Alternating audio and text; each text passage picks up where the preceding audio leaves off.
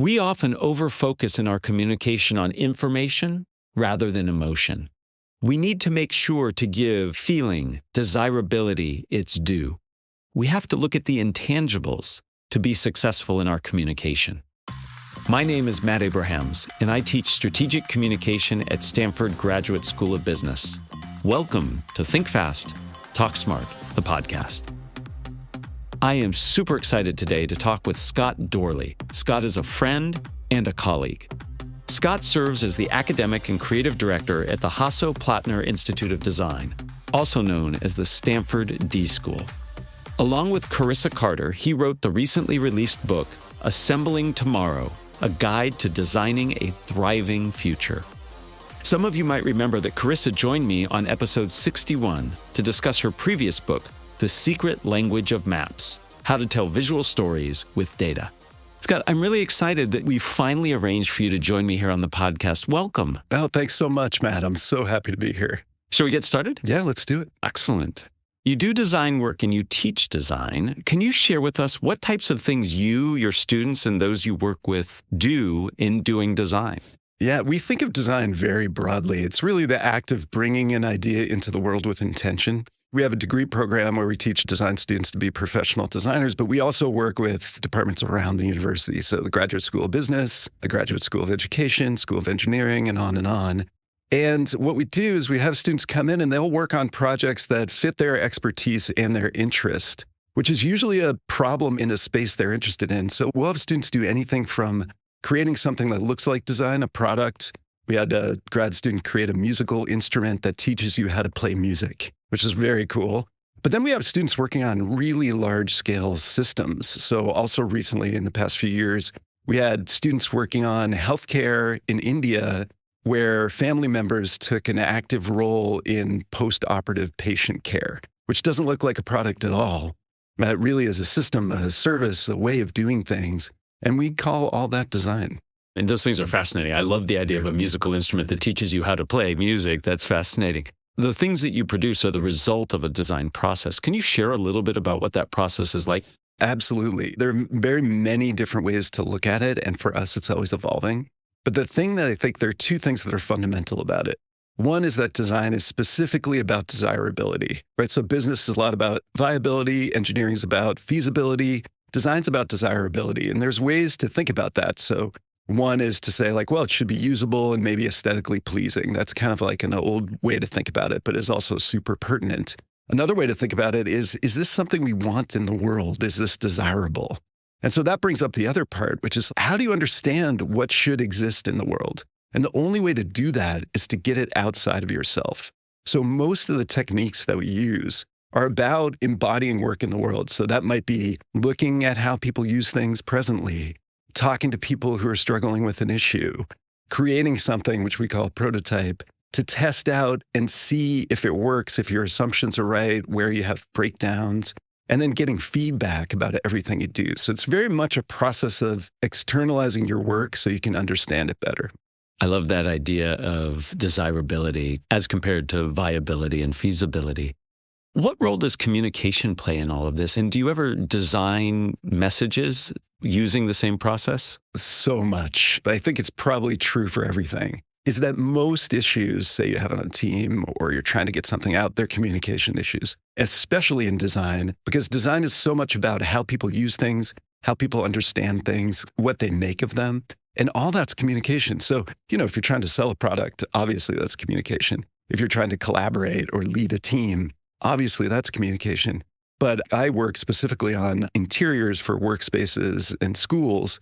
And even that, the things we make in the space that we build into the space are communication. So at the D School, most of our furniture is movable because we want people to think about how they're setting up their space. We spent extra money on bright red casters, the wheels that go on the bottom of tables, so that people would notice that they're movable. I've done some work around here for different companies, and we were working on a leadership training center. And one of the big things is they wanted everyone to be present when they came in. And so right as you walk in, there's a series of lockers that are tiny little lockers, and there's a ritual where everyone takes out their phone, opens up the locker. Inside the locker is a plug so you can charge it. You watch everybody else doing the same thing, so there's a little social pressure to do it. And then you go inside and nobody has their devices. And that's really communication. It's a ritual, it's a signal, it's a habit where I can see what you're doing, you can see what I'm doing. That is so fascinating. In many ways, it's a form of nonverbal communication, the way the environment's set up. So I want to go down this path a little bit more. What would you say is one of the biggest mistakes that people make in arranging their environment to facilitate interaction and communication? What do people get wrong? It's the most obvious thing, and yet the least obvious thing. It's to not manipulate it, right? Most people just walk into a room and they just accept what's there. We specifically in our studios, which are classrooms, we call them studios because they involve both teaching and work. In those studios, we make sure that the studio is not set up when the teacher walks in to start class. So there's no choice but to set up the space. And when you have no choice to set up the space, then you have to decide what you want. And so we've built it in that you have to manipulate the space to use it. And it's really powerful. One different arrangement can change the way people interact a lot. Absolutely. I think this notion that all of us should take from what you've just said is we need to be strategic, not just about the messaging and the work that happens in the space, but how we actually set up the space. I have a colleague and friend who got so frustrated with everybody being on their laptops in meetings that he actually designed in a meeting room a table that had an angle to it. So you couldn't actually put a laptop without it sliding off. And instead, he had magnets where you could put paper so you could write if you needed to capture notes. But the idea of manipulating the space to facilitate the interaction, I think is fascinating. I love that one too, because people will use anything for the thing they want it to be used for. If I have a table, I might use it as a chair because I want to sit down. And it's sending a message that I want you to be present, and it's about the interaction. I really am fascinated by that. In your new book, you and Carissa refer to runaway design. What is runaway design, and how can we avoid it or just deal with it? Yeah, I think it is on the more deal with it side because I think it's here, and it's probably here to stay. And what we're talking about, we're just trying to point out that this moment right now that we're going through, which we can all feel, right? You just have to look at the news and you feel it in political unrest, climate change, machines that can think for us. It's all, everybody has their list. That things are fundamentally changing in some way. We think it has to do with the fact that the materials that we're making with can actually change after we make them. So it's very different than, say, like I build a car. While that might, pollute the environment or make a pothole in the road, it itself doesn't change. Whereas even the algorithms that have been driving social media, those are based on machine learning. And so they can respond to the data that they're getting. Obviously, generative AI can write stories on its own. If we start getting into synthetic biology, which we call artificial evolution, it's like, it can evolve, it can spread. And the people making with these tools are very aware of this, but it's a very different thing. So you can think about how that affects the people making it, but it also affects all of us. And I will say that the people working with it are often, and good for them, it's their job. They get very excited about the potential, what it can do. But there's a question of what should it do? Like, what should this stuff do? What do we want? What's the desirable outcome that we want in the world? And I think that's on all of us, right? Like, we're experts in the impacts of these things. We're experts in the experience of using them. Whether or not we know how they work, we need to have a voice in what we're going to do with them.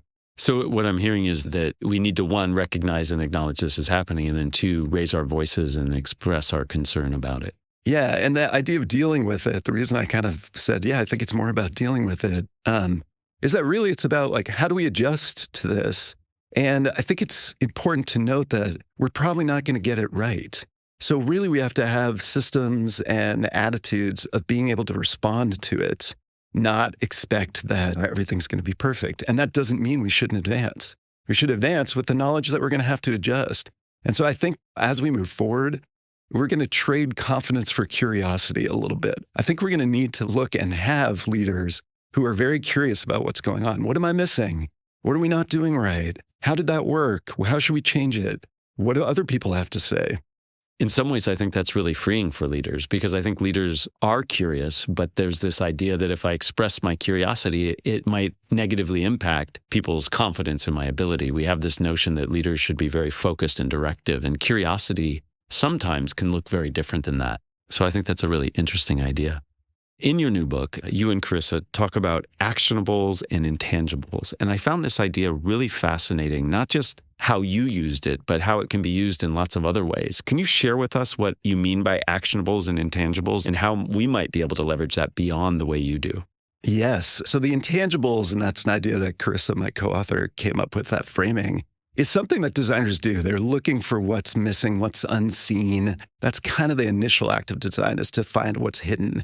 And the way we think of actionables, they're the things that are very consequential, that have a big impact on how we live, what we do, the way we feel, but are really hard to see. So they're things like the way our systems are so interconnected, and even the feelings that we have inside of ourselves. But they're just these invisible things that have a huge impact. The actionables then are ways to reveal those things. So I'll give an example. If you take feelings as an intangible or interconnection as an intangible, one actionable that we have, we call lose the object.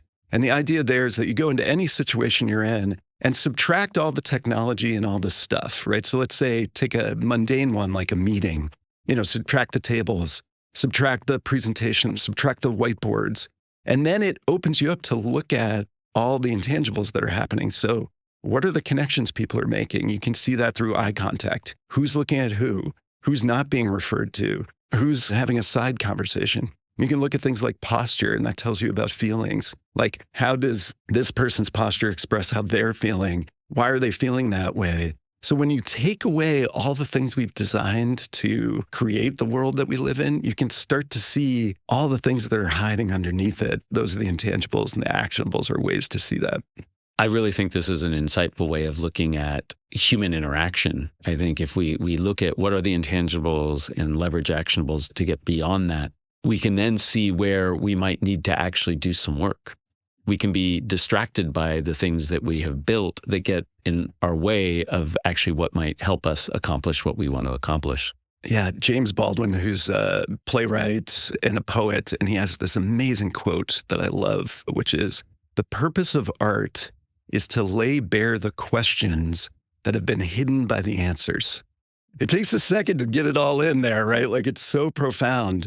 But there are answers, there are solutions that we've come up with, and those have cascaded over time. They're only one way of solving that thing. And often they're based on an issue that existed a while ago. There are some issues that are just unique to humankind over time. There are others where there was kind of like we're going to solve it this way. That became a custom. And then we kind of just get caught up in the custom rather than the why behind it. So this ability to pull the why out of the how is really interesting. Pulling the why out of the how. That in and of itself, beyond the quote, is really insightful. I can't tell you the number of times I go into organizations because I need help with communication, and I'll ask, why is it you do it this way? And the answer is because that's the way we've always done it. And using this notion of intangibles and actionables, looking at that why and how it really could be helpful. And I encourage everybody to think about their processes. You do something else in the book that I find really, really useful, and I haven't seen it before. You use stories that you call histories of the future to help your readers envision your points. What led you to do this, and what goes into a good story about the future that we can all think about in the way we communicate? So we knew we'd have to talk about the futures, because even as we were writing this book, these future stories we were coming up with were coming true. I mean, there are 3 or 4 of them where we started like, oh, this is 10 years out, 15 years out. Boom. By the time the book was published, it's real. So we knew we had to get ahead a little bit to really focus on how is this runaway design going to be shaping the world? But we didn't want to just speculate. We didn't want to predict. We wanted to be able to say, like, well, how's this going to affect our day to day? And then start to ask the questions, what happens after what happens? And stories are fantastic for that because they force you into details. A good story needs specifics. So the exercise of writing the story forces you into those specifics. And actually, I think as a journaling technique, say, writing a story about what tomorrow is going to look like or what you're hoping for the future is a really useful tool day to day, because it does force you to, well, this happened and then that happened and then that happened. It forces you to cascade. And then the other thing I'll say is we wrote short stories, and short stories are a very particular form. I would say, for me anyway, they're a little more close to the structure of a joke than they are the structure of a novel, even though they kind of feel more like a novel. But a novel can meander. it kind of needs a lot of plot lines for you to get through it. It needs multiple characters. A short story really kind of needs a setup and a payoff the way a joke does, particularly short ones. We're writing some of them in 2 pages, 3 pages. And what I realized is how much the beginning and the ending relate, like how much a good beginning has to really set up the ending and how dependent the good ending is on whether or not you have a good beginning. And in general, and I know in your work, you use this a lot, which I really think is a great tool, is setting up communication as a question. And so the beginning of the story really has to be the question that's going to set up the ending to answer in a slightly surprising way, like something that feels satisfying and answers that question, but in a way that I couldn't have figured it out with the asking of the question. And so you basically have to go back and forth between the beginning and the ending. And sometimes the problem with the ending is a bad beginning.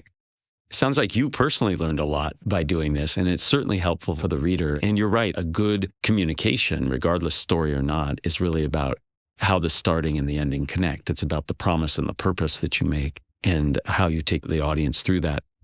I think all of us could benefit by thinking about our strategies and our tactics in terms of stories and really forcing ourselves or encouraging ourselves to think through it or even document it as a story, because that forces you to think about things at a level, as you mentioned, that we probably don't.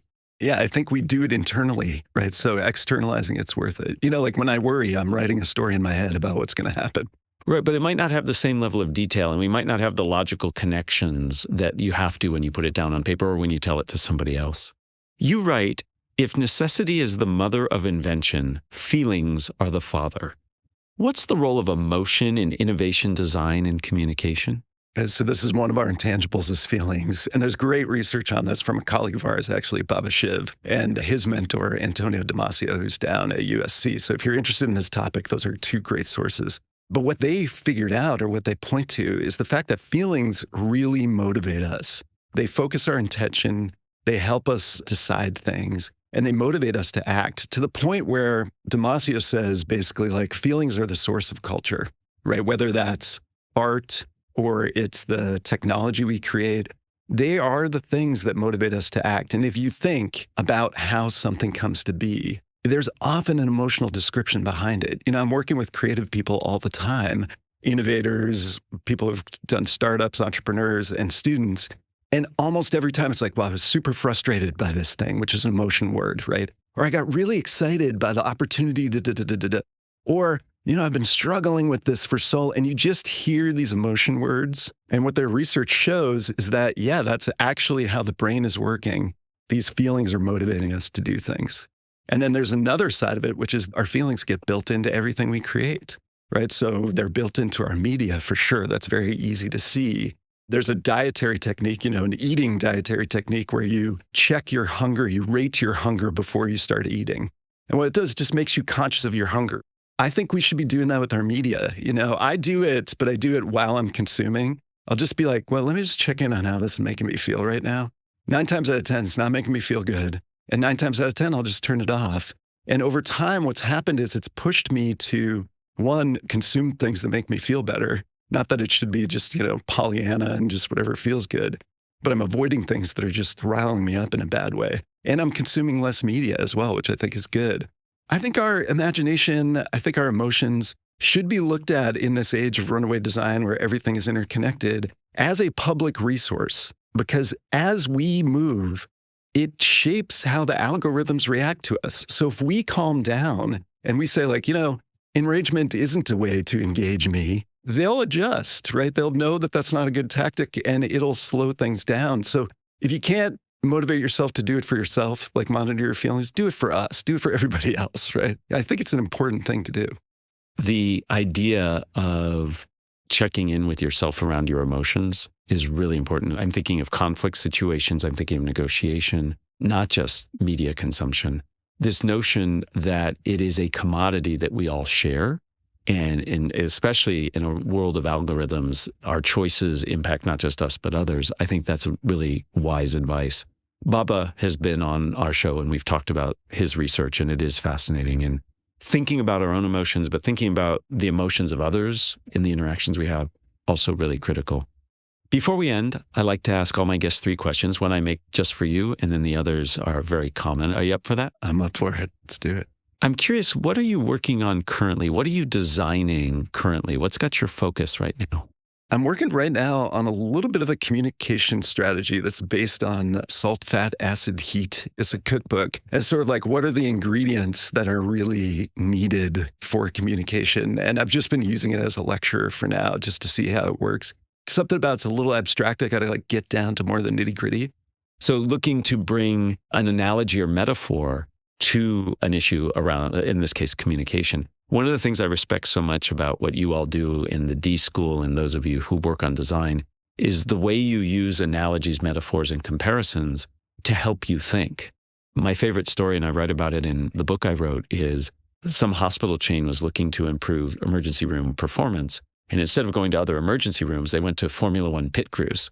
And I think just switching what that analogy is all of a sudden changes the way you approach things. And I love that you're looking at recipes in that particular book, which is fantastic to look at how that can impact communication. Yeah, and I will say on that one, we call that analogous inspiration. And it's very effective for 2 reasons. One, it pushes you to work on the problem in an area that's not about the problem. So then you're not hung up on all the baggage that you have. And then 2, it's just fun. And I think metaphors are underutilized as a thinking tool because, we think in stories for sure, but we really think in metaphors. Everything's a connection. And I would argue that the same thing is true when it comes to communicating information. We all know that storytelling is important, but we don't always rely on metaphors and analogies that can help us as well. Question number 2, who's a communicator you admire and why? Oh, that's so great too. I mentioned James Baldwin, who I really admire because he had everything against him and he still wasn't afraid to say what he thought. And he did it in such a way where it was very clear and not pulling punches. It was both direct and consumable. And there's something amazing about that. So I really admire people who can say what they mean in a way that other people can receive it. And I think that's a very hard thing to do. Absolutely. I think just focusing on that is a helpful way to try to do it, is really thinking about what that looks like and what that means. Question number 3, what are the first 3 ingredients that go into a successful communication recipe? So I'll pull some from the thing I'm working on. We talked about the essence, right? This idea of having the essence. I think of that as clarity or the essence, but if you don't know what you're saying, no one's going to know what you're saying. Francis Ford Coppola had this great thing when he was writing The Godfather, and he printed it as a book, all his notes. Every scene has something he calls the core. So it might just be, this person has to meet this person and they have to realize they have a disagreement. But he knows what the purpose of everything is. So I think that's sort of capturing the essence. When we were talking about feedback, it's basically about trust, right? The thing about trust is if you don't have the trust, the communication's not going to land. So if you're not in a trusting space, you actually can't really communicate. So you actually have to back up and get into that trusting space. And there's tons of ways to do that. And then feelings is another one. And again, that's feelings motivate. And so if you're trying to motivate people, which a lot of stories are about that, or a lot of presentations, or a lot of our communication is about motivating, you really have to connect with people's feelings because that's how they're going to make a decision. They're going to do a logical thing because they're motivated emotionally to do it. So telling them the logical version isn't going to help. You got to get into the feelings part of it. Knowing the essence of what you're saying, having trust and being in a place of trust, talking to and understanding the feelings in the moment.